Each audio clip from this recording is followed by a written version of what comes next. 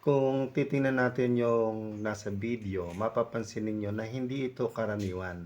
Bukod sa sibol at sa nasirang drainage o water line, ay mapapansin nyo malakas ang bigay ng tubig doon sa hinuhukay. At bukod doon, medyo ibang klase ng lupa. Maburak siya, para siyang galing sa pusali o dating basurahan.